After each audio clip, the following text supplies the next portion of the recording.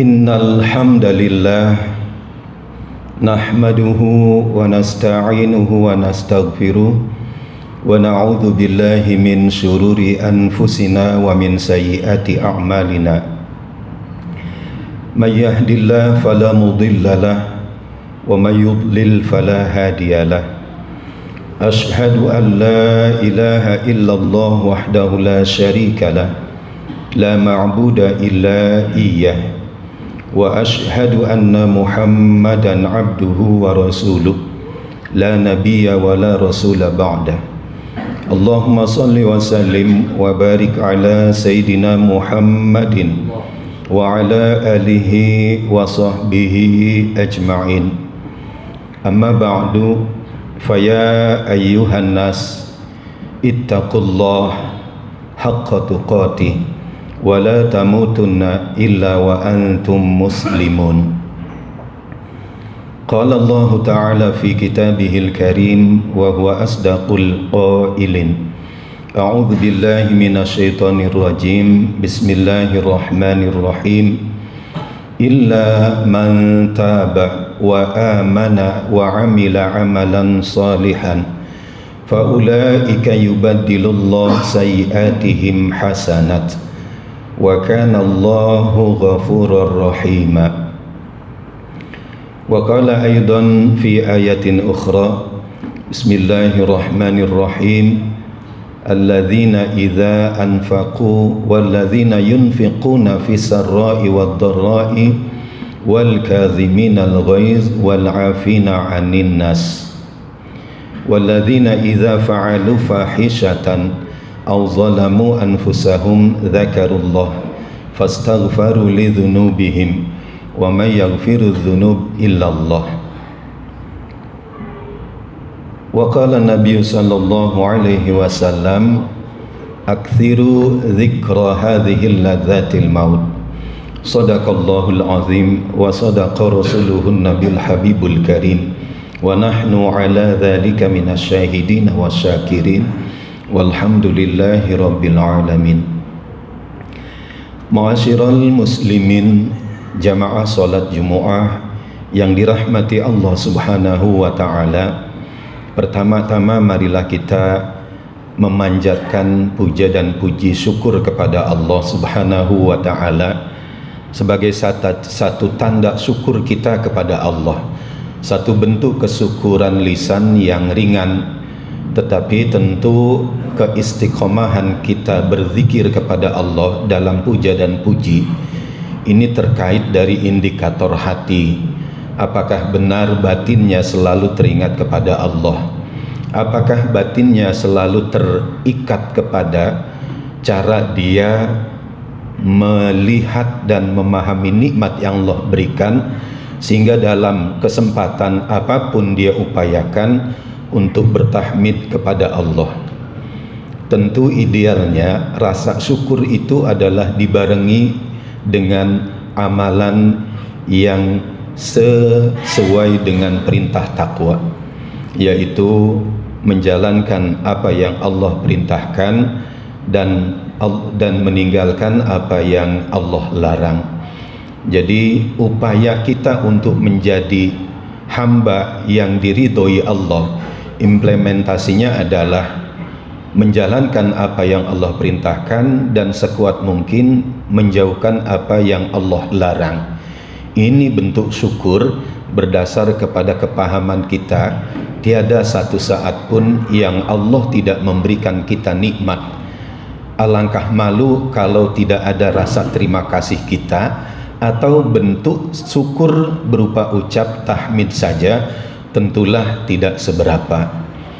Jamaah yang dirahmati Allah Subhanahu wa taala, kemudian mari selalu kita tingkatkan takwa kita kepada Allah Subhanahu wa taala, tidak untuk meminimalisir nikmat dunia dan tidak juga sebagai bentuk larangan untuk mencapai sukses dunia, tetapi bagaimana dalam satu waktu yang sama kita ingin semua yang kita raih, kita ingin apa yang kita perjuangkan di dunia ini sejalan dengan keridhaan Allah, mengambil yang halal, melakukan yang halal, menjalankan yang halal, meninggalkan yang dilarang untuk diambil, menjauhkan apa yang terlarang dalam agama. Tidak ada agama melarang orang takwa menjadi miskin. Jadi mudah-mudahan kepahaman kita tentang takwa itu tidak dalam bentuk visual memahaminya, melulu berada di masjid, kemudian mengenakan jubah dan sebagainya, tapi bisa dalam peran apapun orang menjadi orang yang takwa. Ia menjadi dokter, ia menjadi tentara, ia menjadi guru, bahkan sekalipun sebagai cleaning service atau pemulung. Bukan dalam predikatnya, bukan dalam kedudukannya, tapi bagaimana amanah kerja itu dijalankan dengan sebaik-baiknya. Hadirin yang dirahmati Allah Subhanahu wa ta'ala, manusia kita tidak terlahir di dalam ruang hampa, tidak kosong melompong, tapi kita terlahir dalam satu realitas yang majemuk, satu realitas yang beragam. Fakta-fakta hidup dapat dilihat, dirasai, dipandang, sehingga pada tahap tertentu ketika orang memasuki fase mukallaf atau fase baligh. Mukallaf ini artinya orang yang dibebani. Makanya doa kita kalau terasa masalah sedemikian berat, kita ingat satu prinsip di dalam Al-Quran, bagaimana optimisme itu bisa tumbuh, yakin husnuzon kepada Allah, bahwa tiada beban, tiada masalah yang tidak dengan kapasitas mampu kita melewatinya. Kita sering mendengar para guru, para asatidz membaca Bismillahirrahmanirrahim, la yukallifullahu nafsan illa wus'aha. Ini hal yang mesti kita kuatkan di dalam hati dalam menjalani hidup. Allah itu maha tahu, mendesain ciptaannya dengan batiniyah, kemudian juga dengan badaniyahnya. Maka tadi kalau kita kemudian terlahir tidak di ruang hampa, kita berhadapan dengan realitas yang majemuk. Contoh, kadang-kadang kita ada kebutuhan sekedar susu buat anak, kemudian kita pergi ke supermarket, ke mall, yang awalnya cuma beli susu, realitas di sana beragam. Godaan, rayuan untuk kita bersikap konsumtif demikian kuat. Malah kadang pengambilan untuk susu buat anak itu terakhir, justru beli yang lain. Itu yang menggoda kita. Realitas lain ketika orang berangkat kerja, dia berhadapan di jalan dengan berbagai yang menggoda dia, apakah untuk marah, untuk emosional, bersifat temperamen, yang kadang terakumulasi orang menjadi stres, pemarah, karena di jalan demikian banyak hal yang membuat orang emosi. Ketidaktertiban jalan, lalu lintas, macet, dan sebagainya, itulah realitas. Ketika tiba di kantor, godaannya lebih. Ada atasan yang menekan, ada teman sejawat yang menjilat, ada rekan kerja yang cantik menggoda. Ini realitas-realitas yang tidak bisa lepas dari kehidupan yang Allah berikan kepada kita. Itu menjadi anugerah atau laknat, itu menjadi nikmat atau musibah. Kita ini baru diketahui seberapa kualitas karatnya sebagai emas atau menjadi sampah manakala ditimpa dan diletakkan Allah dalam tempat-tempat yang dia mau menempa diri atau menjadi arus yang diikuti dalam lingkup warna yang membuat dia berubah, kualitasnya turun. Orang kalau di masjid dengan jamaah yang memang terkondisi zikir, sholat, mengaji, berdoa, maka kita tidak bisa menilai kecuali dalam keistiqomahan dia rutin berjamaah di awal waktu. Tapi dalam saat berjamaahnya banyak, siapakah yang kualitas imannya benar-benar dan dia terus istiqomah menjaga imannya, manakala kemudian dia diuji di dalam satu tempat yang godaannya demikian banyak. Di masjid terkondisi dia malu untuk berbeda, tetapi nanti ketika tiada orang lihat, diajak temannya entertain ke diskotik, karaoke, ke tempat di mana wanita menjajakan diri, maka disitulah keimanan baru ketahuan kualitasnya. Makanya kita ini termasuk orang yang barangkali sangat bersyukur kalau posisi rumah kita ada di dekat masjid. Secara teritorial itu udah satu bentuk keuntungan. Tetapi belum tentu orang yang dekat masjid itu bisa tergerak untuk selalu ke masjid. Bayangkan kalau kita berada di tempat yang Masya Allah teman-teman kita pemabuk, rekan kerja kita biasa main perempuan, panti pijat dan sebagainya. Makanya Allah mengatakan Bismillahirrahmanirrahim, afa hasiban nas ayyutraku ayyaqulu amanna wa hum la yuftanun. Apakah manusia mengira mereka akan didiamkan padahal mereka berkata amanna, kami beriman, la yuftanun, padahal mereka juga belum diuji. Maka dalam konsep inilah kadang ada kebenaran manusia yang benar-benar jahat itu sebenarnya nggak ada, yang benar-benar baik sempurna pun nggak ada. Kadang yang kita lihat kemarin itu solih, rajin ibadah, bisa di kedepannya tiba-tiba berubah. Ada yang melihat saat dia mau ke masjid dalam beberapa waktu terus ngopi. Ada yang azan dia tidak peduli, bercelana pendek, merokok, padahal posisinya depan masjid. Sekian kali berulang pemandangan ini, yang tadi ibadah mungkin di dalam hatinya ada timbul sedikit takabur. Ini dasar ahli neraka, udah denger azan gak ada malu, masih main gaplek, masih ngopi. Timbul perasaan mungkin sayalah yang ahli surga. Tapi ternyata hukum tentang al-iman yazidu wa yanqus. Iman itu fluktuatif, nanti nambah, nanti kurang. Yang dilihat kemarin itu lagi nggak peduli dengan azan, Masya Allah, di kemudian beberapa bulan dia yang lebih rajin ibadahnya, sholat dan sebagainya.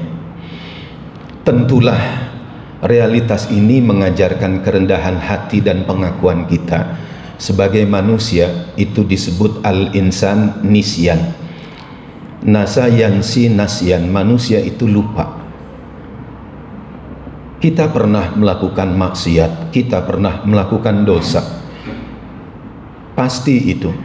Bahkan tidak lama, dalam 1 tahun 2 tahun lalu, mungkin seminggu lalu kita berdosa, kita maksiat, kita berbuat hal yang kita malu untuk mengingatnya. Sementara Allah beri kita umur yang lama semakin berkurang. Tanda mati kita, tanda lemah kita, tanda sakit kita sudah sedemikian banyak. Keinsafan untuk membenahi, istilah orang sekarang berhijrah, meninggalkan periode jahiliyah, itu cuma sebagai jargon, tidak benar-benar diwujudkan. Nyatanya ada mungkin yang katakanlah dia niat mau sholat tapi tetap sholat cuma sering ditinggal. Dia mau ngaji tetapi ngajinya jarang. Dia mau ninggalin mabuk, mabuknya tetap dilakukan. Dia main judi, judinya juga dilakukan, padahal nuraninya berontak, ini salah, ini dosa, ini nggak boleh. Tawaran maksiat sekarang menyelinap ke dalam kamar kita tanpa diketahui orang lewat genggaman tangan di HP. Dulu ada ruang-ruang di mana orang bisa ngelihat lagi main judi, lagi mabuk. Sekarang orang dengan alat tertentu bisa terjebak judi, bisa ikut pinjaman yang ribanya demikian kuat. Kita mati dan pasti akan mati. Yang berkepanjangan nanti adalah bagaimana pertanggungjawaban kita terhadap apa yang kita lakukan di dunia. Maka di dalam surat Al-Furqan ayat 70 Allah berfirman, Bismillahirrahmanirrahim, illa man taba wa amana wa amila amalan salihan fa ulaika yubaddilullahu sayiatihim hasanat wa kana Allah ghafurur rahim. Jadi jamaah sekalian, peran apa yang dimainkan dengan baik dalam hidup kita, itu Allah monitoring terus. Allah catat melalui para malaikatnya amal-amal solih yang sudah dikumpulkan, kesiapan bekal nanti kita mati. Tidak ada yang bisa menghindar daripada maksiat. Maka Nabi untuk menumbuhkan penguatan yakin bahwa manusia bisa baik itu dengan satu hadis dikatakan gini, ittaqullah haitsuma kunta, bertakwalah, takutlah kamu, bahwa perasaan dimanapun itu kamu ada, Allah melihat. Dalam kesendirian, dalam satu tempat yang gak diketahui, dalam satu kesempatan yang mungkin maksiat itu, Masya Allah, ada yang bayarin. Tapi takutlah kamu kepada Allah. Rasa takut cuma setengah, rasa takwa cuma menguat di hati setengah. Dia maksiat, setelah itu galau hati, tapi dia menyesal. Maka pesan Allah, pesan Nabi tadi, wa atbi'is sayyi'atal hasanata tamhuha. Pada saat kita baik, ibarat air putih bersih jernih. Tapi tadi ketika mukallaf kita baligh, tertuntutlah konsekuensi hukum karena akal kita sudah sempurna. Anak kecil saksinya nggak diterima. Anak kecil berbuat dosa Allah maafkan, tapi berbuat baik Allah beri dia pahala. Nanti ketika baligh, akalnya sempurna, disebut mukallaf, konsekuensi hukum sudah mulai. Di situ orang proses mencari jati diri. Yang tadinya baik, terlahir dari bukan Islam, itu anggap suci. Tapi nanti ketika akal sempurna tentang agama, dia boleh mengkritisi mana sih agama yang benar. Maka kita pun begitu, mulai kena konsekuensi hukum. Ibarat air putih ini dibiarkan di luar, tercampur debu, tercampur kotoran, tertiup segala macam, mungkin daun kering jatuh di situ. Sayyi'ah kita itu mulai hilang warna beningnya, jernihnya, tercampur dengan maksiat. Maka tidak boleh manusia itu pesimis dengan maghfirah, rahmatnya Allah dari apa yang dia lakukan berbuat dosa. Ada seorang anak muda, waktu itu belum menikah. Dia jauh dari Jakarta datang. Yang dia sampaikan rasa berdosanya, dia telah menguburkan bayi, mengaborsi bayi sebanyak 2 kali. Sebanyak 2 kali. Jadi kalau kita semakin banyak bergaul, semakin tahu tentang khomar itu dianggap biasa. Zina, selingkuh itu hal yang menjadi penghiburan hidup. Dan dia punya pacar sekian banyak, melakukan zina dianggap biasa. Masya Allah, bukan main. 2 bayi dikubur, dan dia katakan bahwa untuk mengaborsi bayi itu tidak sulit. Di daerah Jakarta, di satu kawasan elit, cukup berhenti berpasangan, nanti akan ada yang datengin dan sudah paham bahwa ini model orang yang mau ngaborsi. Dia cerita begitu. Apakah kemudian dengan dosa itu Allah menutup maghfirah, taubat hamba? Tidak. Allah itu mewartakan dirinya lebih banyak dengan sebutan Ghafurur Rahima, Tawwaba, Rahima, Ghafaro. Itu yang sering kita baca di akhir ayat. Ghafaro, Maha Pengampun, Tawwaba, Maha Penerima Taubat, Rahima, Maha Penyayang.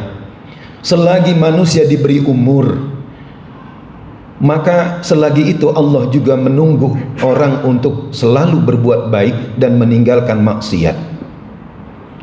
Kecuali detik terakhir mau mati, itu tidak kesempatan. Fir'aun takabur, dia menantang Musa, kalau kalah nanti aku akui Tuhanmu Tuhanku.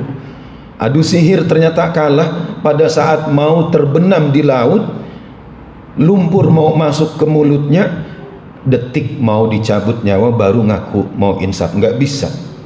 Artinya yang pernah dan pasti kita pernah berbuat maksiat, berhusnuzon kepada Allah, bahwa apa yang kita lakukan dosa yang membuat mungkin pesimis kita untuk saya mau berbuat baik tapi udah kadung berbuat banyak dosa, udah dah saya maksiat aja, ahli neraka lah. Tidak, Allah Maha penerima taubat, kitalah yang membelakanginya.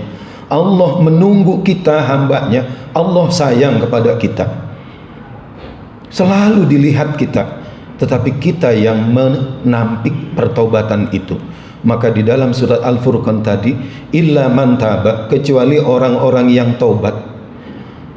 Apa itu taubat? Dalam kitab Riyadhus Shalihin babut taubah, syarat taubat kata ulama ada 3. Yang pertama ayyuqli'a 'anil ma'siyah, yang kedua ayyandama ilaiha, yang ketiga ayyazima alla ya'uda ilaiha abadan. Yang pertama ayukli, tanggalin, menanggalkan semua dosa-dosa itu, semua perbuatan maksiat. Kemudian yang kedua, menyesal kepada perbuatan maksiat, dia nangis, dia terbawa rasa bersalahnya. Kalau hati sudah berbuat maksiat tiada sesal, berarti waqalu qulubuna ghulf, hatinya sudah benar-benar hitam. Yang ketiga ayyazima alla ya'uda ilaiha abadan, hendaklah dia betul-betul ya'zim. Orang sering menggunakan kata azimat ini bentuk sugesti terhadap satu benda yang menimbulkan keadaan dan sikap tertentu, disebut azimat. Fa idza azamta fatawakkal 'ala Allah, asalnya dari bahasa Arab azima ya'zamu, menguatkan hati, niat, i'tikad alla ya'uda, agar tidak kembali lagi terhadap maksiat itu abadan, selama-lamanya. Itu syarat taubat. Jadi hadirin sekalian, kalau orang sudah memenuhi syarat ini, faman taba wa amana, dia tetap beriman kepada Allah, wa amila amalan solihan, kemudian dia berbuat amal-amal solih, maka orang yang punya 3 kualitas tadi, faulaika yubaddilullah sayyiatihim hasanat, maka Allah mengganti kejahatan, keburukan, sayyiatihim, mereka, hasanat, dengan kebaikan. Jadi selalu ada ruang, ada waktu di mana orang bisa mengganti buruknya dengan kebaikan, berkompetisi. Wa kana Allahu ghafurur rahima, dan adalah Allah Maha Pengampun lagi Maha Penyayang. Di akhir daripada ini Al-Fakir menyampaikan tadi pesan Nabi, takutlah kamu kepada Allah dimanapun kamu berada. Wa atbi'i sayyi'atal hasanata, air yang sudah keruh, atbi'il hasanah, ikutin terus dengan tuang air jernih. Terus lama-lama keruh kotor tadi berubah menjadi jernih. Zikir, minta ampun, terus berkompetisi, dia maksiat, terus dia ibadah, lama-lama insya Allah cara pandang hati dan batin dia atau pencerahannya semakin bisa nempatin, ini jangan dilakukan, ini menjijikan, ini dosa, nanti ada pertanggungjawabannya kalau aku dikubur. Maka wa khaliqin nas bi khuluqin hasanin, pesan Nabi kemudian, pergaulilah manusia dengan akhlak yang baik, jangan menzolimi. Sebab kalau menzolimi taubatnya jadi 4 syarat. Dia menyesal, dia nggak ngulangin, dia ninggalin dosa-dosanya, kemudian dia berkuat hati untuk tidak mengulangi selama-lamanya. Yang keempat, kalau menzolimi manusia, memenuhi hak-hak orang yang dia zolimi. Dia bilang zina, dia cabut saksinya. Dia ghibah, dia minta maaf. Dia rampas hartanya, dia harus ganti. Demikian, mudah-mudahan bermanfaat. Aqulu qawli hadza fastaghfirullah li wa lakum wa li jami'il muslimin wal muslimat wal mu'minin wal mu'minat fastaghfiruh innahu huwal ghafurur rahim. Allahumma shalli ala sayyidina Muhammad wa ala ali sayyidina Muhammad.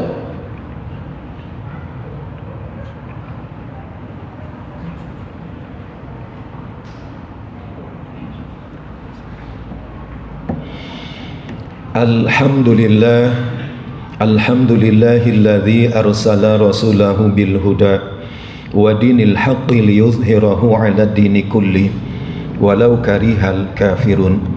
Ashhadu an la ilaha illallah wahdahu la syarikalah wa ashhadu anna Muhammadan abduhu wa rasuluh. Allahumma salli ala sayyidina Muhammadin wa ala alihi wa sahbihi ajma'in wa man tabi'ahum bi ihsanin ila yaumiddin. Amma ba'du, faya ayyuhan nas ittaqullaha wa sari'u ila maghfiratin min rabbikum wa jannatin 'arduha as-samawati wal ard u'iddat lil muttaqin.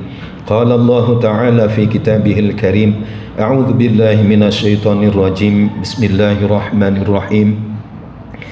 Inna Allaha wa malaikatahu yusalluna 'alan nabi ya ayyuhalladzina amanu sallu 'alaihi wa sallimu taslima.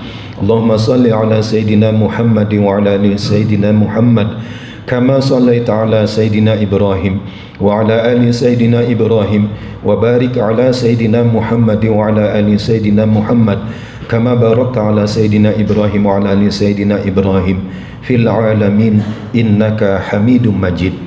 Allahumma ighfir lil muslimin wal muslimat wal mu'minin wal mu'minat al ahya'i minhum wal amwat innaka sami'un qaribun mujibud da'wat wa ya qadiyal hajat. Rabbi ij'alni muqimas salati wa min dhurriyyati rabbana wa taqabbal du'a. Rabbana zalamna anfusana fa illam taghfir lana dhunubana wa tarhamna lanakunanna minal khasirin. Rabbana atina fid dunya hasanah wa fil akhirati hasanatan wa qina adzaban nar. Ibadallah, innallaha ya'murukum bil adli wal ihsan wa ita'i dzil qurba wa yanha 'anil fahsya'i wal munkari wal baghi ya'idzukum la'allakum tadhakkarun. Fadhkurullaha al-'azima yadhkurkum washkuruhu 'ala ni'amihi yazidkum wa la dzikrullahi akbar.